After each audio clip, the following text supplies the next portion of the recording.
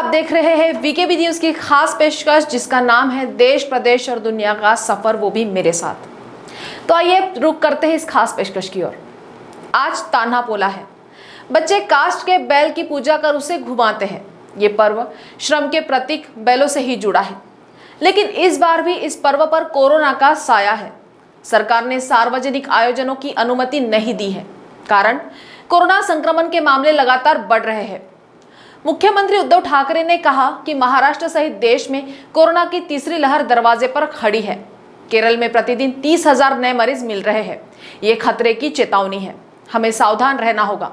मगर एक महिला सावधान रहते हुए भी ठगी का शिकार हो गई है। उसने naukri.com वेबसाइट पर अपना रिज्यूम डाला था। साइबर अपराधियों ने उसे झांसे में लेकर 82,000 की ठगी की। मामला पुलिस तक पहुंचा है। पुलिस ने अपराधियों को पकड़ लेने का दावा किया है। दावा स्वाभिमानी शेतकरी संगठन के अध्यक्ष राजू शेट्टी ने भी किया है। उनका कहना है कि मुख्यमंत्री उद्धव ठाकरे ने उन्हें आश्वासन दिया है कि राज्य सरकार बाढ़ से फसलों के हुए नुकसान को देखते हुए साल 2019 के शासनादेश के अनुसार किसानों का फसल कर्ज माफ करेगी। इस बीच केंद्रीय मंत्री नारायण राणे के ड्राइवर अशोक कुमार वर्मा का दिल का दौरा पड़ने से निधन हो गया है। परिजनों का आरोप है कि मेडिकल अवकाश पर रहने के दौरान निलंबित करने की धमकी देकर उन्हें ड्यूटी पर बुलाया गया था। मुंबई करों के लिए अच्छी खबर है। बीएमसी मुंबई में 5 शानदार फुटपाथ तैयार करने वाली है। इसके लिए 51 करोड़ रुपए खर्च किए जाएंगे। प्रदेश के इन 5 प्रमुख घटनाओं को विस्तार से समझें। प्रदेश में कोरोना के बढ़ते मामलों के मद्देनजर मुख्यमंत्री उद्धव ठाकरे ने कहा कि महाराष्ट्र सहित देश में कोरोना की तीसरी लहर दरवाजे पर खड़ी है। केरल में प्रतिदिन 30,000 नए मरीज मिल रहे हैं। ये खतरे की चेतावनी है। इसे हम सभी लोगों ने गंभीरता से नहीं लिया तो महाराष्ट्र को बहुत बड़ी कीमत चुकानी पड़ेगी। मुख्यमंत्री ने कहा कि कौन त्योहारों और उत्सव के आयोजन पर पाबंदी लगाना चाहेगा, पर आखिर में लोगों का स्वास्थ्य और जीवन महत्वपूर्ण है। उत्सव बाद में भी मनाए जा सकते हैं। सब कुछ खोलने की मांग करना ठीक है, पर कोरोना का खतरा बढ़ता जा रहा है। प्रत्येक व्यक्ति ने नियम और मर्यादा का पालन किया तो दोबारा सख्त पाबंदी लागू करने की नौबत नहीं आएगी। मुझे बार बार अपील करनी पड़ रही है क्योंकि कोरोना राज्यों में फिर बढ़ रहा है। आने वाले दिन चुनौतीपूर्ण होंगे। परिस्थिति नियंत्रण से बाहर न जाने देने की जिम्मेदारी सभी दलों की है। उन्होंने सभी राजनीतिक दलों और संगठनों से भीड़ जमा होने से बचने के लिए राजनीतिक कार्यक्रम, सभा और मोर्चों को तत्काल स्थगित करने की अपील की। साथ ही कहा कि हमें जनता के स्वास्थ्य को प्राथमिकता देनी है। अधिक सावधान रहने की जरूरत है।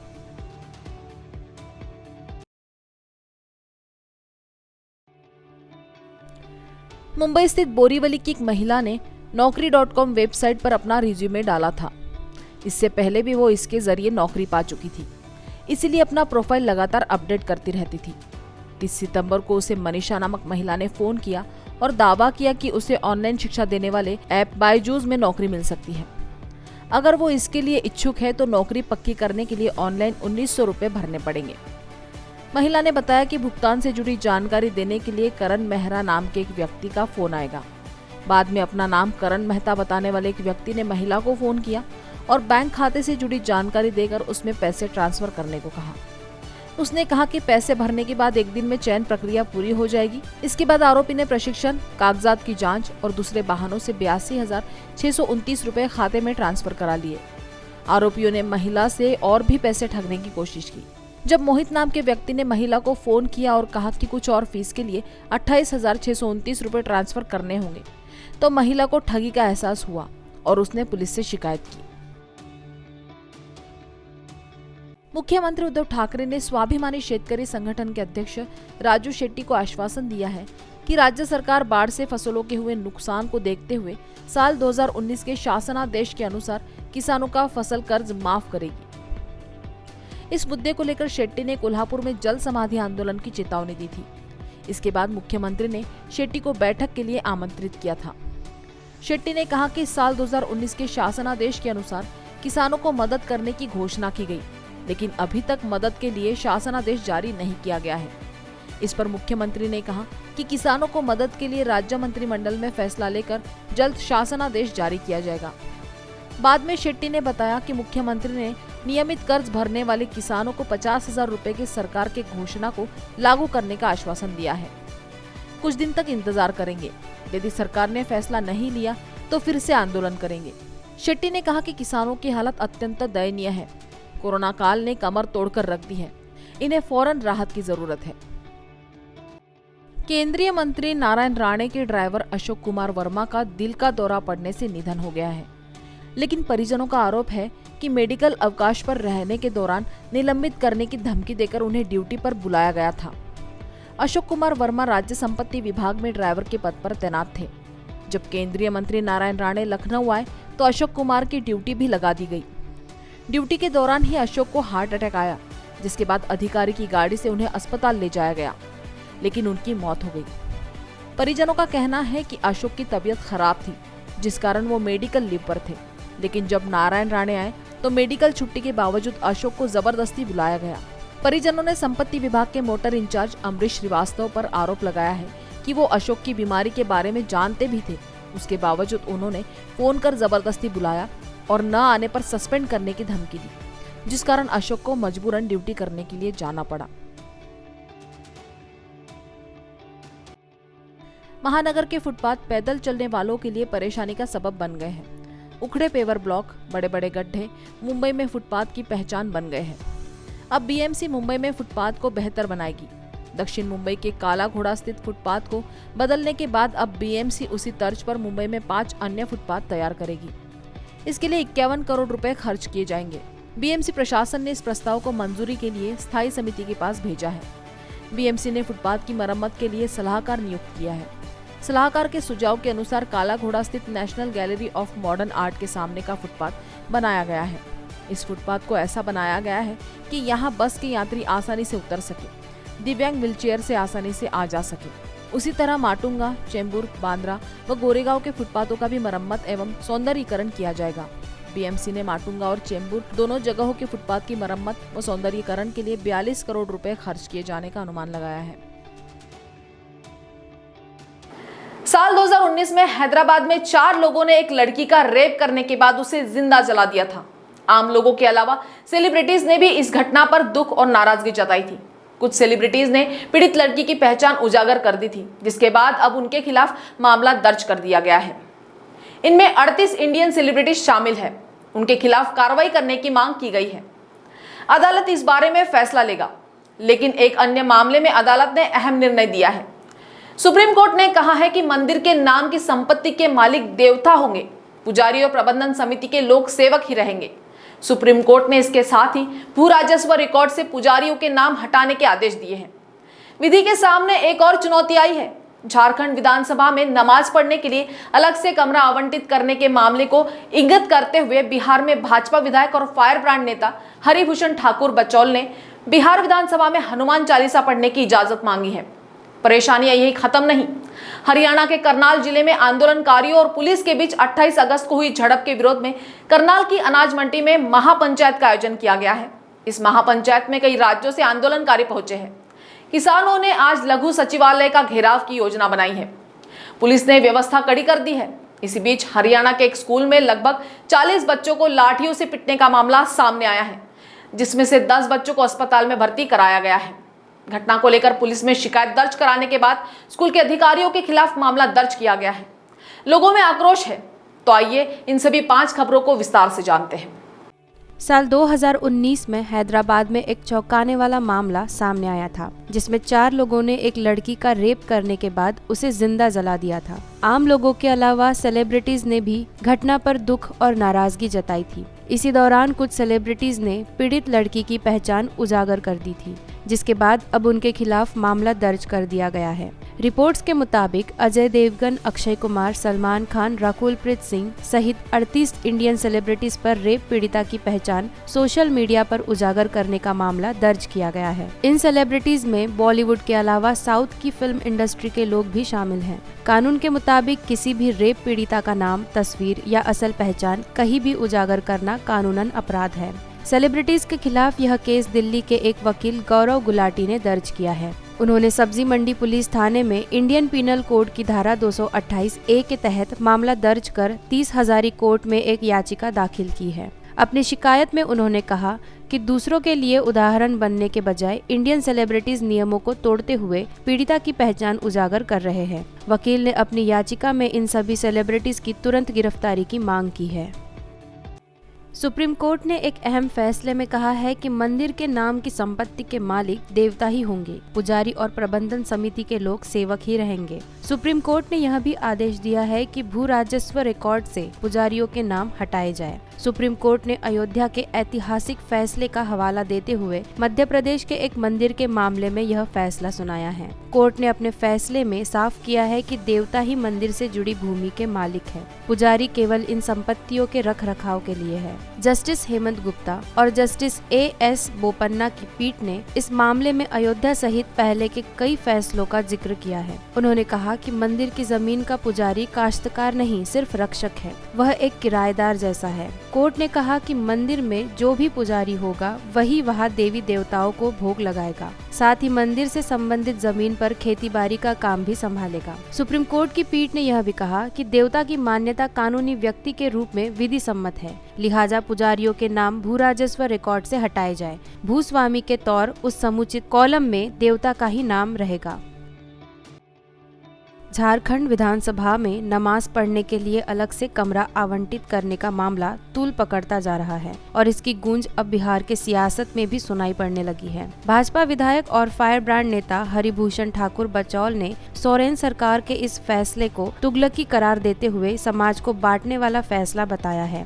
इसके साथ ही उन्होंने ये मांग भी उठा दी है कि झारखंड विधानसभा में नमाज पढ़ने के लिए एक कमरा अलॉट किया गया है। ऐसे में मैं भी मांग करता हूं कि बिहार विधानसभा में भी हनुमान चालीसा पढ़ने की इजाजत दी जाए। यही नहीं, उन्होंने ये भी मांग किया कि शुक्रवार को जब नमाज पढ़ने के लिए अवकाश दिया जाता है तो मंगलवार को हनुमान पाठ करने के लिए भी अनुमति दी जाए। बता दें कि इसके पहले भी हरिभूषण ठाकुर बचौल अपने बयानों को लेकर चर्चित रहे हैं। उन्होंने ही विधानसभा सत्र के दौरान में ये मांग उठाई थी कि बिहार में जनसंख्या नियंत्रण कानून लागू होना चाहिए, क्योंकि बिहार के कई जिलों में एक धर्म विशेष की आबादी तेजी से बढ़ती जा रही है और अगर यही रफ्तार रही तो हिंदू अल्पसंख्यक हो जाएंगे और बिहार में भी तालिबान जैसा राज हो जाएगा।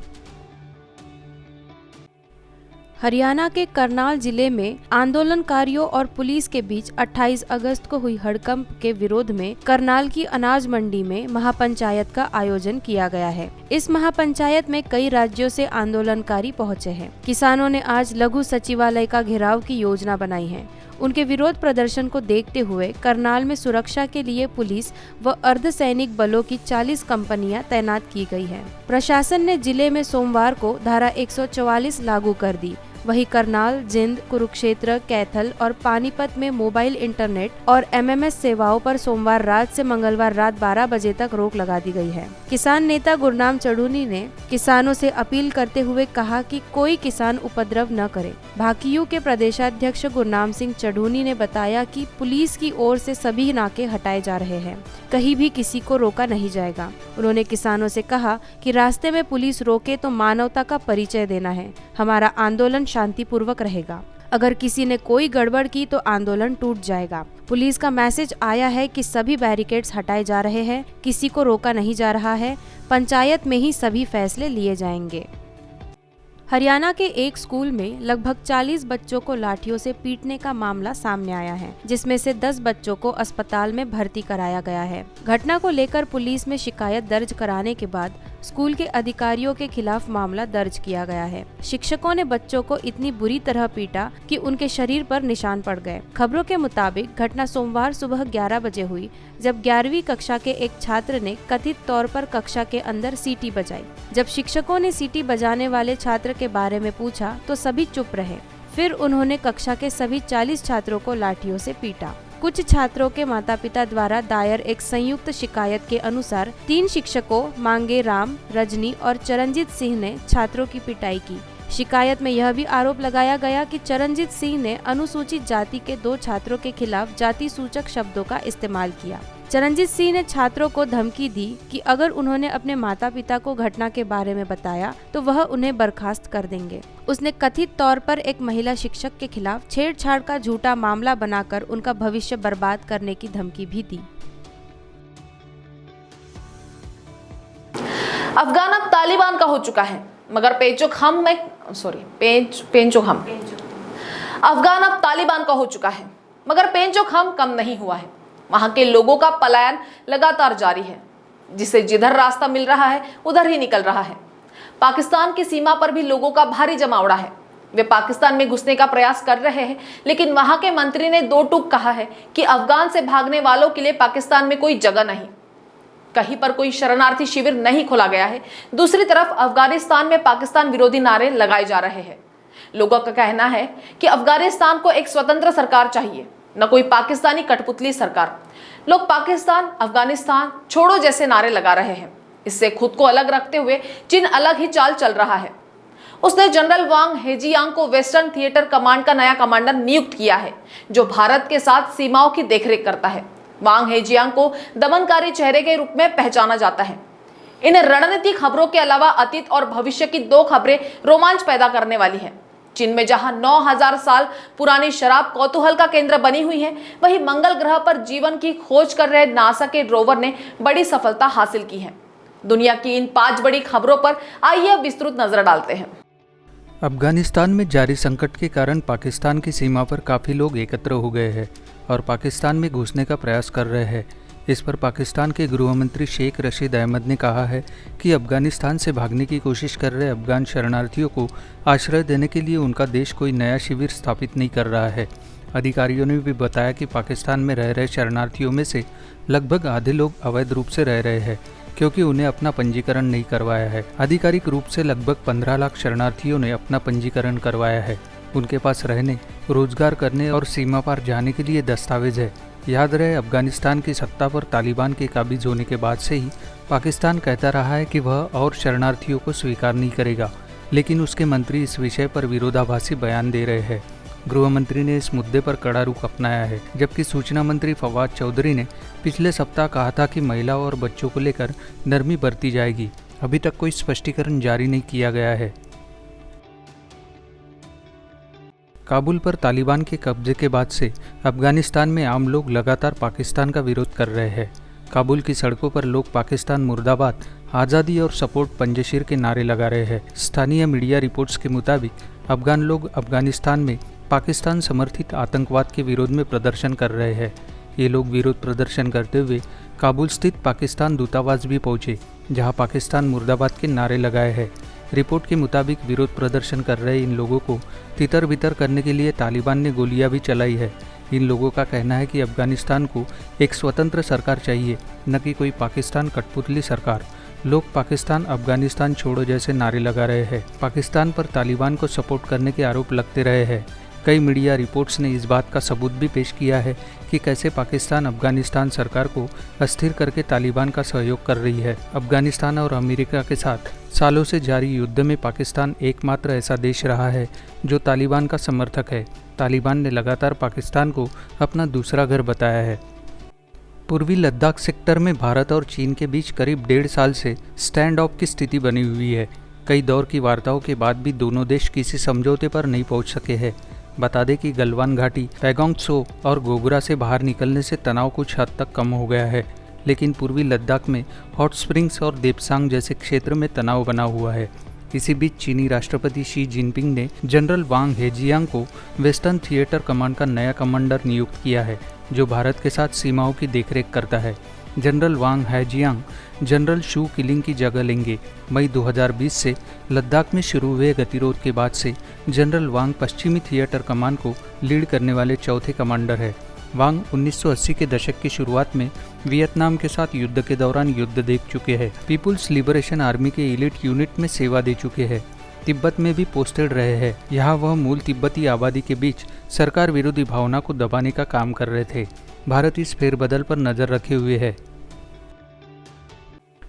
चीन के झेजियांग प्रांत के यू शहर में स्थित क्रिया ओटो पुरातात्विक स्थल में खोजे गए कई बर्तनों में शराब के अवशेष मिले हैं।